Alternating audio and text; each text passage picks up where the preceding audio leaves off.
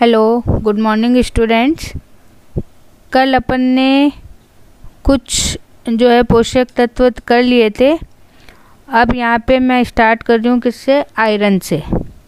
लोहा या आयरन, यहाँ पे अगर आप देखो तो फेरिक और फेरस केमिस्ट्री में आप पढ़ते हो, इन दोनों अवस्थाओं में से लिया जाता है।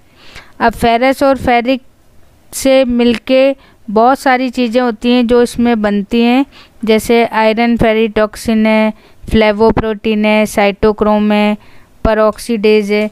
तो ये कुछ ऐसे रसायन हैं जिनका उपयोग किया जाता है और वो किससे बने हुए होते हैं? आयरन से। उसके बाद में सबसे ज़्यादा जहाँ इम्पोर्टेंस होती है आयरन की, वो कहाँ होती है? प्रकाश संश्लेषण या फोटोसिंथेसिस में। और उसके बाद में जो क्लोरोफिल बनता है, उस क्लोरोफिल निर्माण में भी आयरन की आवश्यकता होती है। फिर उसके बाद में अगर अपन न्यूनता के या डेफिशिएंसी सिम्टम्स देखें तो यहाँ पे देखो, ये जो मैं डायग्राम भी आपको दे रही हूँ, इसमें आपको एक तो नॉर्मल है यानी विदाउट आयरन डेफिशिएंसी, और एक दिया है विथ आयरन डेफिशिएंसी। तो यहाँ पे आप देखो बिल्कुल पीले रंग की जो है आपको लीफ हो जाती है, हरिमहीनता या क्लोरोसिस यहाँ पर होता है। उसके अलावा ये फोटोसिंथेसिस है, रेस्पिरेशन है, प्रोटीन सिंथेसिस है, इन जो सारी प्रोसेस है, इन प्रोसेस को भी ये इफ़ेक्ट करता है। अब जब ये सारी चीज़ें होंगी तो जो प्लांट ग्रोथ है, वो प्लांट ग्रोथ भी धीरे धीरे क्या हो जाती है? कम हो जाती है। और बहुत ज़्यादा अगर कमी हो जाती है तो पूरा का पूरा प्लांट है वो ऐसा लगता है जैसे जल के झुलस गया हो। तो ये इसकी एडवांस स्टेज होती है जिसमें कि आयरन के कमी के कारण पूरा पौधा पीला हो जाता है।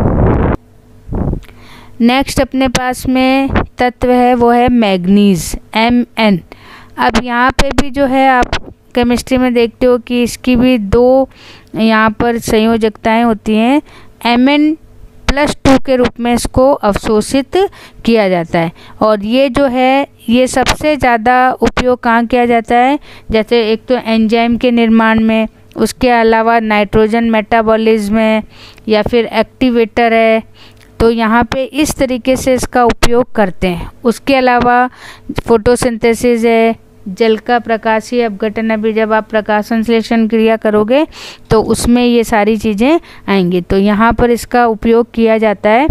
बाकी आप देखो डायग्राम है, इस डायग्राम में आपको बहुत सारे जो इसके रोल हैं वो दे रखे हैं। इसमें 6 जगह दे रखा है आपको कि किस तरीके से जो है एक नॉर्मल कंडीशन है और एक जो है एक्सेस की कंडीशन है यानी कि अधिकता की, और एक उसकी कमी के कारण। तो ये इस तरीके से जो है लक्षण यहाँ पर प्रदर्शित करते हैं कि जैसे अगर कमी हो गई तो कमी होने से पत्तियां हैं वो पीले रंग की दिखाई देती हैं। और इसमें भी कौन सी? इंटरविनल यानी कि अंतःशरीय आपको हरिहीनता दिखाई देती है। उसके बाद में धीरे धीरे जो है इसकी पत्तियां कैसी हो जाती हैं? डेड हो जाती हैं, बिल्कुल ऐसी लगती हैं कि पूरी की पूरी जल गई।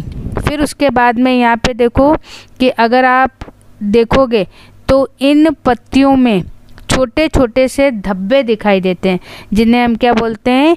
Mars spot. यहाँ पे मैं आपको क्योंकि जो डिजीज़ हैं, कुछ बीमारियां, उनका स्पेशली आपको यहाँ पे ध्यान रखना है। यहाँ पे मैं आपको कुछ फ़ोटो भेज रही हूँ जो कि इसके डिजीज़ से रिलेटेड है। यहाँ पे देखो एक है मार्स स्पॉट जो कि मटर के बीजों में, ये आप डायग्राम भी देख रहे हो, तो इनमें सीड्स में देखो कैसे गोल गोल धब्बे दिखाई दे रहे हैं। तो ये जो धब्बे, इन धब्बों से ही देख के पता लग जाता है कि जो पौधे हैं उन पौधों में मैग्नीज की कमी हो गई है। इसके अलावा एक और है कि जई जो ओट होता है, उस ओट में भी जो है ग्रीन या बिल्कुल लाइट कलर के धब्बे उसमें दिखने लगते हैं। तो मैग्नीज का जो ये मार्स स्पॉट वाला मटर वाला है, ये आपके लिए इम्पॉर्टेंट है। अब ये देखो अगला है बोरोन। बोरोन जो है बोरिक एसिड और मैग्नीशियम बोरेट, सिलिकेट, इस रूप में जो है सॉइल के अंदर होता है और इसको यहाँ पर अवशोषित करते हैं कैल्शियम के साथ में, तो कैल्शियम बोरेट के रूप में जो है इसको अवशोषित किया जाता है। अब यहाँ पे देखो कि जो बोरोन की अगर कमी हो जाती है तो यहाँ पर जो है पूरी की पूरी कोशिकाएं जो हैं, या आप कह सकते हो जो पत्तियां हैं, वो मोटी हो जाती हैं। मोटी क्यों हो जाती हैं? क्योंकि उसमें पैक्टिन जमा हो जाता है और पैक्टिन के कारण वो मोटी और कठोर हो जाती है। उसके अलावा इसका मुख्य कार्य क्या होता है कि जो कोशिका विभेदन है और या फिर इसका डेवलपमेंट है या कार्बोहाइड्रेट का स्थानांतरण है, ट्रांसफ़र है, तो उसमें ये बहुत ज़्यादा हेल्प करते हैं। लेकिन कमी के कारण जो है यहाँ पे इसमें पुष्प अच्छे नहीं लगते हैं, या फिर इसकी जो पत्तियाँ हैं वो मुड़ी हुई और छोटी छोटी हो जाती हैं। और सबसे ज़्यादा जो लेग्यूमिनस प्लांट हैं, फली वाले जो पौधे हैं, उनमें ग्रंथियों के निर्माण भी इससे प्रभावित होता है। अब यहाँ पे जो मैं आपको डायग्राम दे रही हूँ उसमें आप देखो कि किस तरह से जो टमाटर है, वो टमाटर के जो फल हैं वो कितने छोटे और बेकार दिखाई दे रहे हैं। तो ये इस तरीके से जो है बोरोन की कमी के कारण ऐसे लक्षण इसमें दिखाई देते हैं। नेक्स्ट है जिंक। अब ये जो जिंक है, ये जिंक भी जो है आयन के रूप में अवशोषित किया जाता है।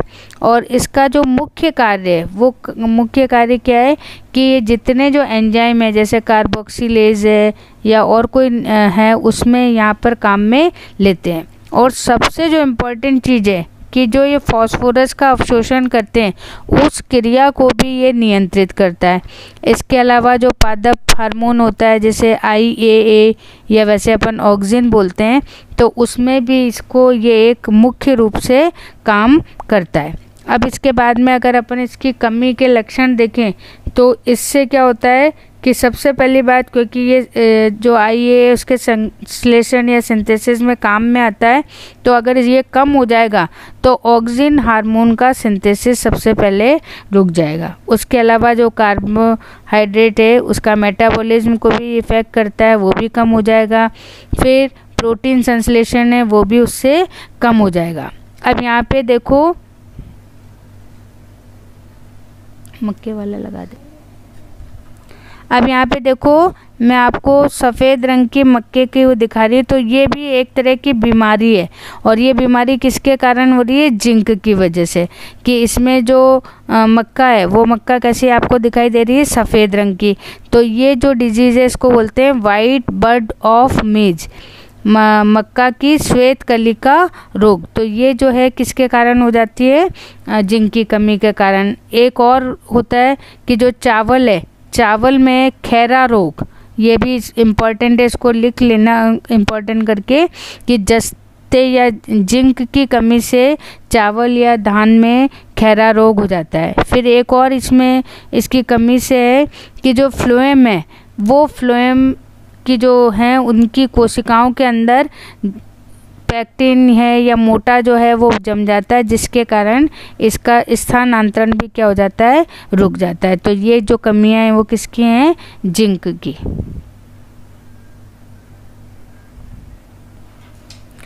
अब देखो नेक्स्ट है कॉपर।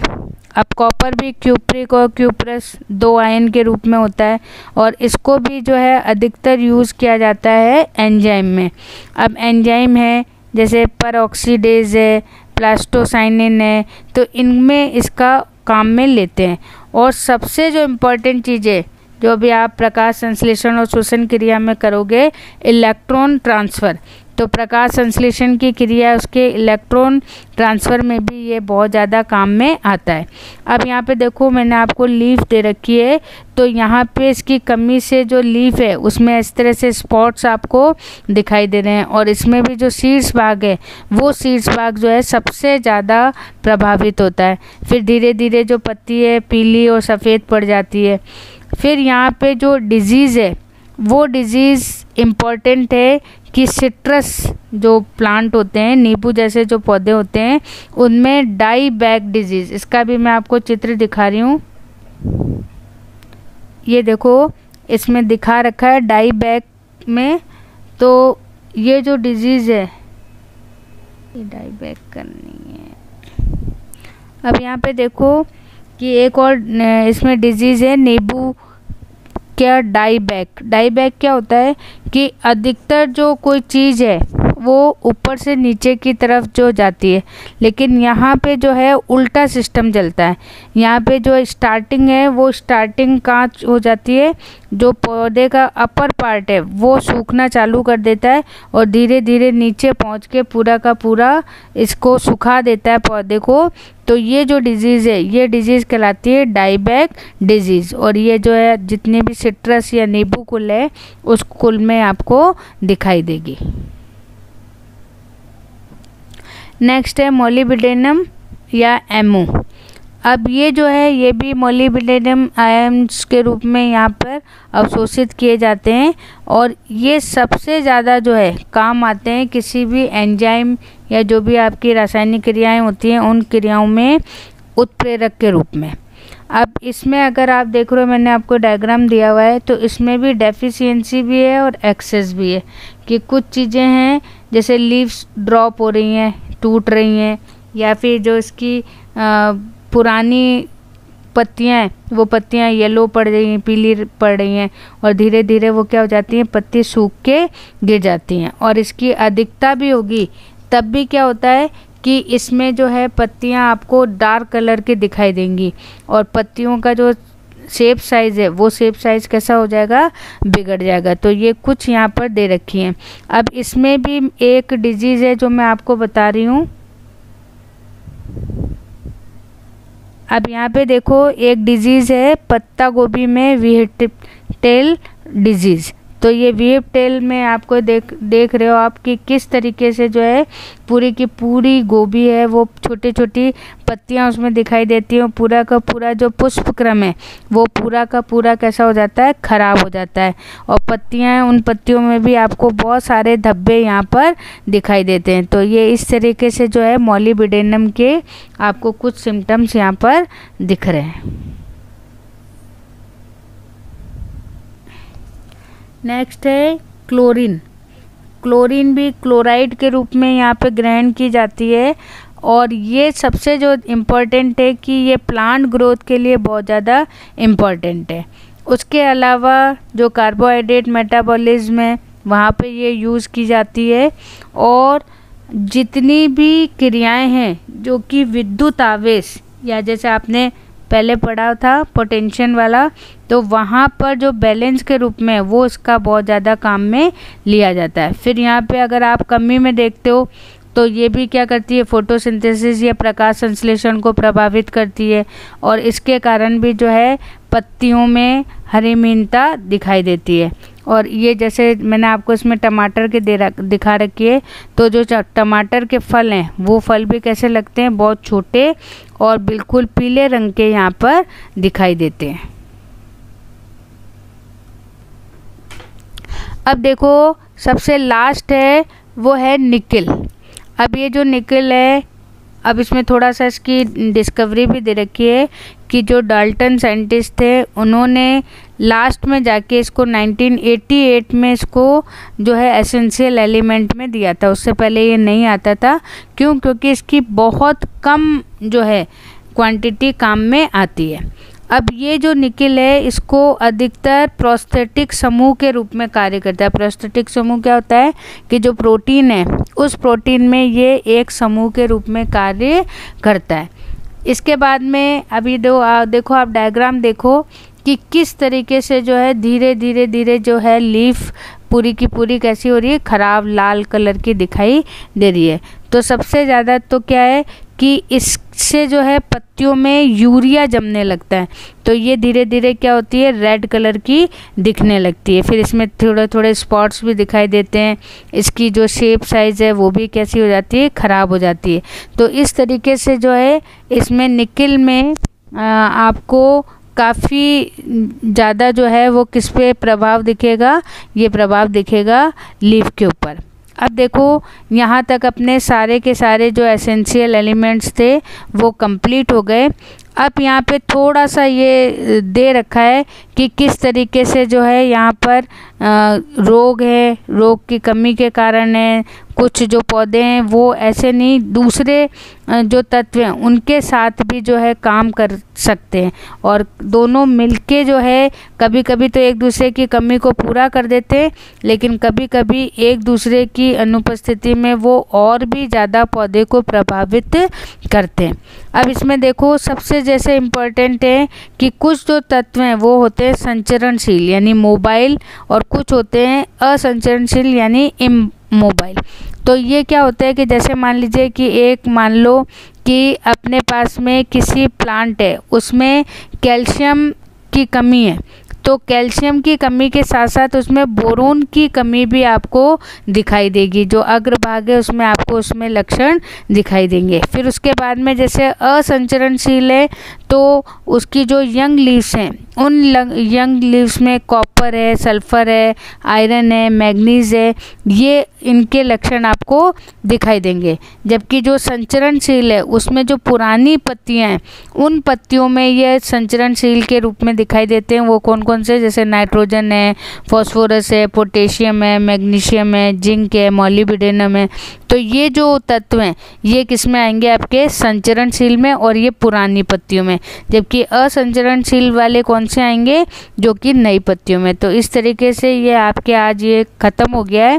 अब कल अपन इसकी जो प्रोसेस है कि किस तरीके से इनको पौधा एब्जॉर्व करता है, किस तरह से उसको ऊपर तक भेजता है, तो इसके लिए कुछ थ्योरीज भी हैं, तो ये आप अपन कल पढ़ेंगे। Okay, thank you.